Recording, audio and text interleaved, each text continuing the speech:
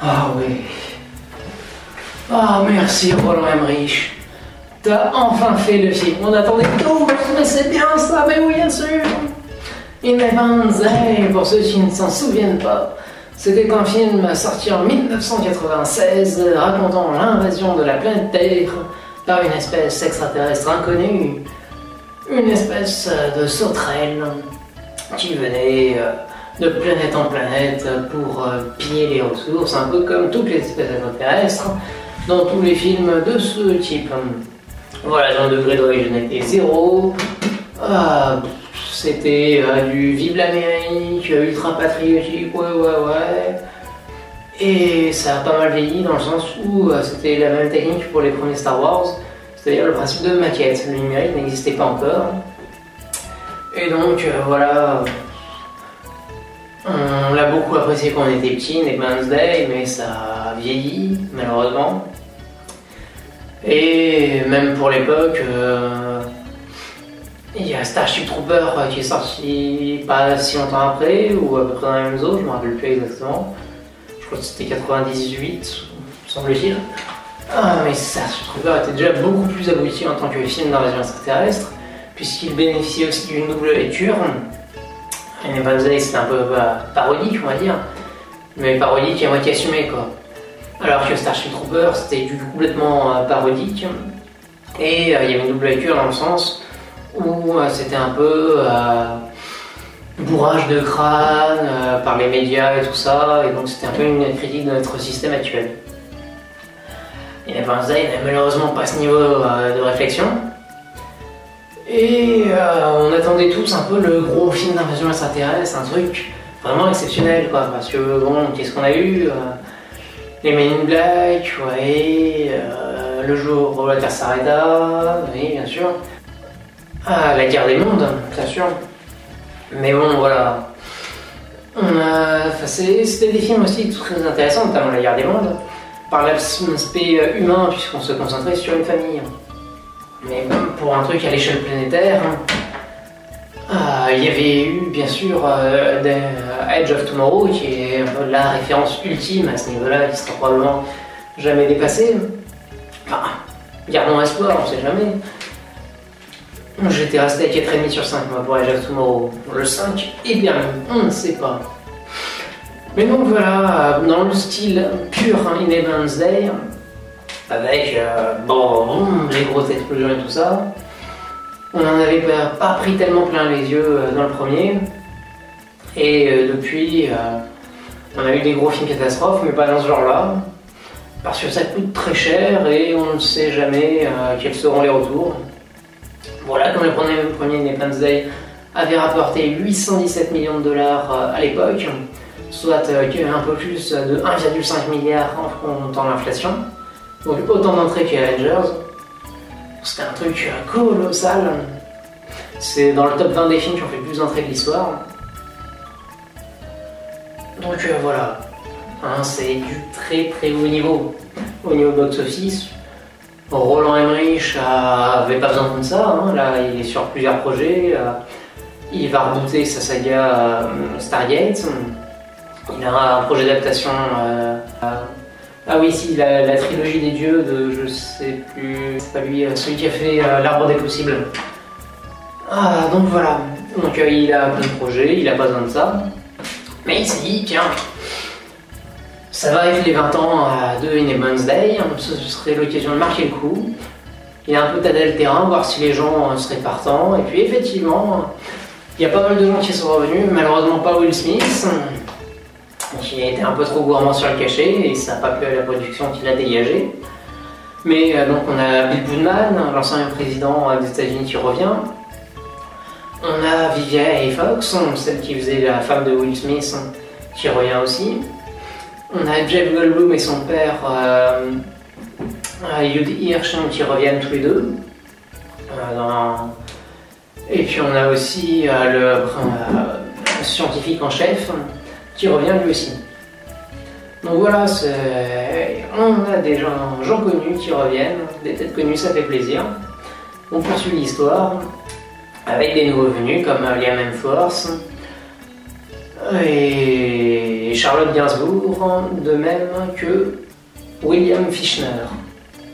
Fichtner, oui. Donc du gros casting.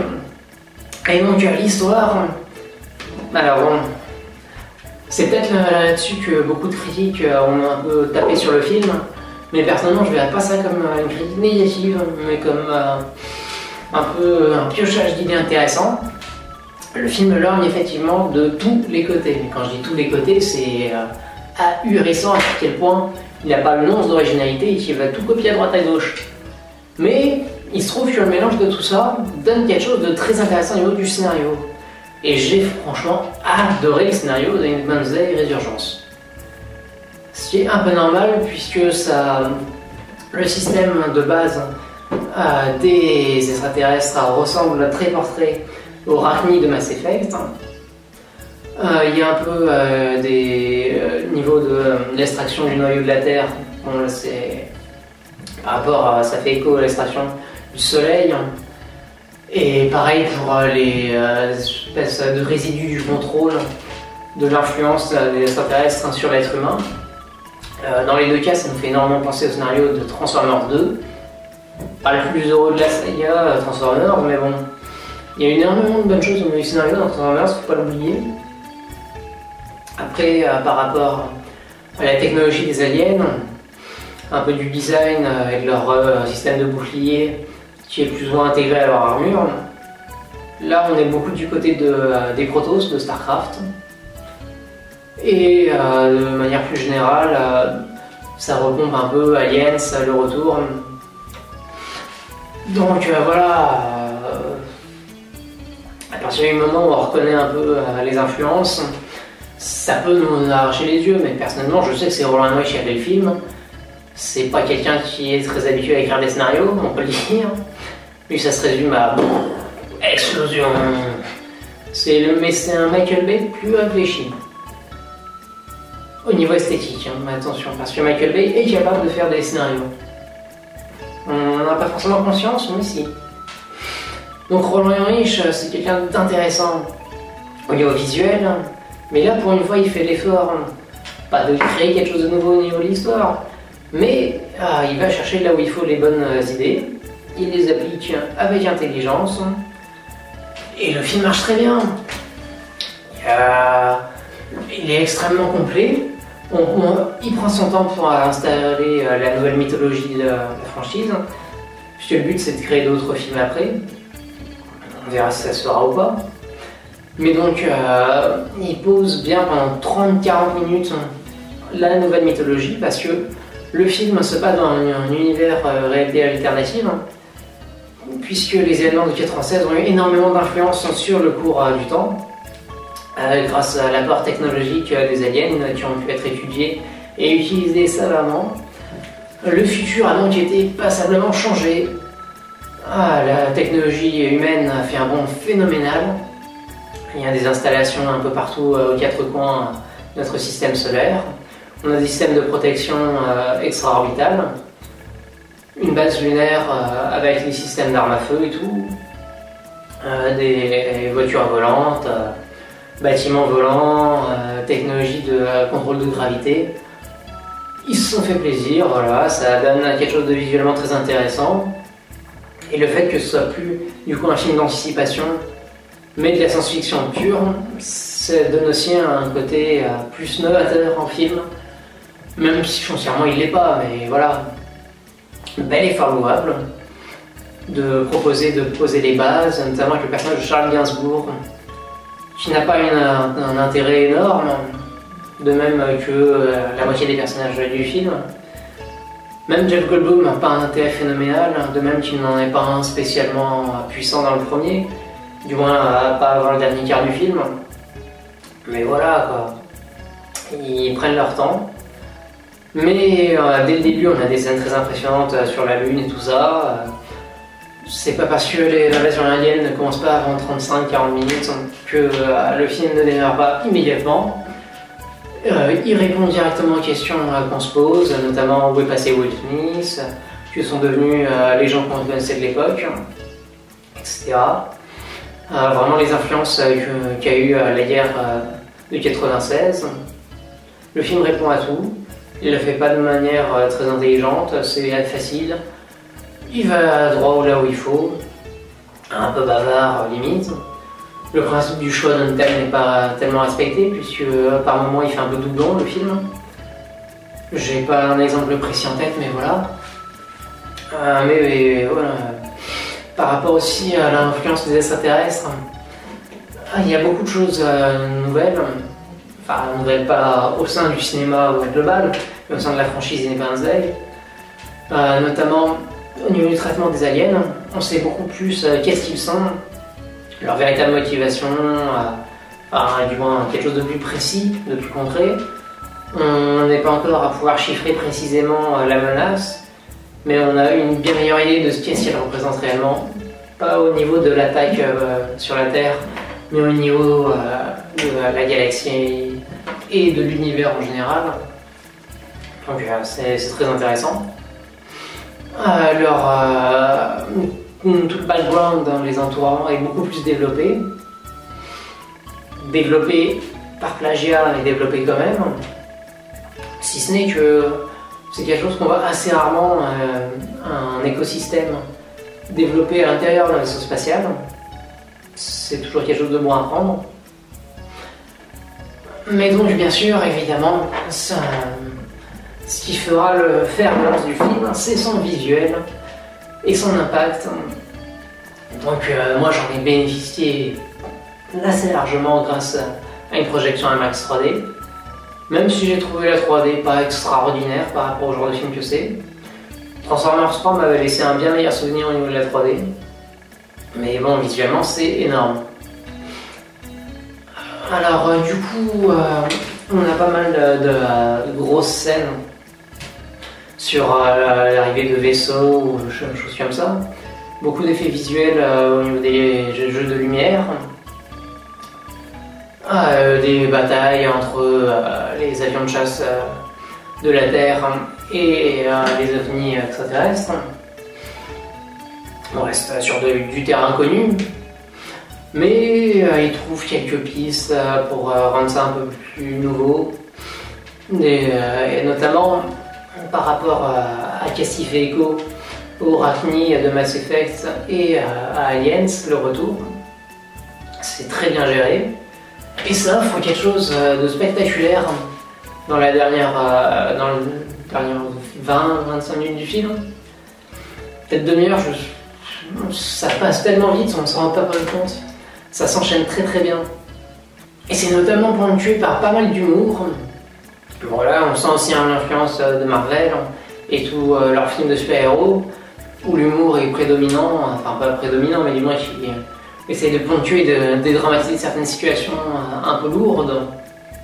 Donc là, le film le gère très très bien, notamment par le biais du personnage de Liam Hemsworth, qui est probablement le plus réussi du film. Donc un humour qui marche très terriblement bien, même si la plupart des personnages sont indispensables, à l'image de tous les stéréotypes. Le petit bleu qui tombe amoureux d'une vétérante un peu gradée, le black qui fait son beau gosse, le petit rookie qui veut jouer les Khalids, le chef d'une tribu complètement badass qui tranche de l'alien à la machette. On passe par un peu tout et n'importe quoi. C'est un peu un méli-mélo de toutes les idées que Roland Emmerich aurait pu avoir. Mais voilà, ça marche, ça marche. On sait qu'on est dans Independence Day, que ça va pas être un film très réfléchi, mais par rapport à la richesse de l'univers qu'il détaille, même si c'est complètement plagié, on s'en fout. C'est pas ça le plus important. L'important c'est qu'il ait fait l'effort de rechercher des choses intéressantes à dire par rapport à son univers, vraiment détailler tout le background, et ça marche. C'est ça l'important du film, ça marche. C'est pas au niveau de la deuxième moitié de Transformers 3, c'est pas au niveau de Star Trek Into Darkness, on n'est pas dans Age of Tomorrow, c'est pas la meilleure science-fiction que j'ai jamais vue. Au niveau impact visuel, Oui, je pense que même Star Trek Into Darkness était plus impressionnant visuellement sur certains points. Mais voilà, c'est d'une très très grand spectacle. Je dirais pas qu'on réfléchit, mais on prend conscience de quelque chose de plus grand que le film lui-même. Limite, on a envie de voir qu'est-ce qui pourrait advenir. Malheureusement, le film va à peine dépasser 400 millions de dollars dans le monde, en fin de carrière, ce qui par rapport à son budget est correct, ce qui par rapport au premier film est une catastrophe abyssale. Non mais voilà, Age of Tomorrow avait un budget plus élevé, il a rapporté moins, il est pareil que la suite est en train de se faire, le tournage va pas tarder à débuter, pareil qu'il va commencer début 2017, pour une sortie en 2018. Donc voilà, gardons espoir de voir la suite des choses, de même que j'ai beaucoup d'espoir pour la suite de Prometheus, même si une suite de Prometheus Direct par rapport à Alien Covenant, ce que le projet est devenu, je pense qu'on perd au change, l'avenir nous le dira. Mais en attendant, moi tout ce qui me propose de visiter un peu l'espace intersidéral, et pourquoi pas de rencontrer une civilisation alien sur leur planète à eux, je dis carrément oui. C'est... voilà. Merci Roland Emmerich de nous avoir fait un film de cette qualité. Je te donne 4 étoiles pour ton travail. C'est visuellement bluffant, très intéressant. C'est exactement ce que j'aurais voulu que ce soit le premier Independence Day. Ce que j'aurais voulu qu'un remake d'Independence Day soit. Le pari est totalement tenu. Félicitations. Merci beaucoup. Et avant de vous dire au revoir et de vous dire continuez de vous cultiver derrière des films, un petit message pour dire que je ne sais pas si je vais faire des critiques de films dans les prochaines semaines à venir, même si je vais voir comme des bêtes demain. Je sais pas s'il y a quelque chose d'intéressant à dire dessus, surtout que j'ai 3 vidéos que j'ai envie de faire dans les prochaines semaines. Donc en fonction du temps que ça me prendra et du temps que j'ai disponible, on verra si j'ai l'envie et l'intérêt de faire des critiques de films. Surtout que tout film n'est pas intéressant à critiquer. Enfin, si, tout film est intéressant à critiquer. C'est pour ça que j'ai mon site internet où je fais les critiques de tous les films que je vois, sans exception. Mais après, est-ce que c'est suffisamment intéressant pour en faire une vidéo et la mettre sur YouTube? C'est ça la question que je me pose. Et si pour les très gros films que je vais voir au cinéma, comme Suicide Squad, je me poserai pas la question, je verrai une vidéo. Pour Comme des bêtes, je me pose la question. Pour Insaisissable 2, je me pose la question. Et je pense que je vais me passer de vidéo sur ces 10 prochains jours pour me concentrer sur les 3 prochaines vidéos que j'ai envie de faire en dehors, pas forcément en dehors du cinéma, il y en a une des 3 qui portera sur le cinéma. Mais voilà, un peu pour me diversifier, pas faire tout le temps la même chose, faut un peu sortir des sentiers battus pour se renouveler et continuer à susciter l'intérêt du public. Même s'il n'est pas forcément là, je m'en fous, c'est mon intérêt à moi avant tout. J'ai envie de faire ça, je le fais et je vous emmerde. Donc sur ce, bonne fête à tous les ânes, puisque c'est latin Sainte-Anne, donc tous les dérivés, notamment les Sainte-Anaïs. Et j'en profite aussi pour remercier toute l'équipe de Castellandou qui m'a offert 2 semaines exceptionnelles. Donc merci à l'équipe d'animation, Camille, Thomas, Lucas, Samir et Mathieu, de même que toute la bande, avec Fanny, Brisilia, Justine, Chloé, Milan, Joël, Salomon, Sofiane, voilà toute la bande, merci beaucoup, vous m'avez fait extrêmement plaisir, vous m'avez regardé pour les prochaines vidéos. Salut les gens!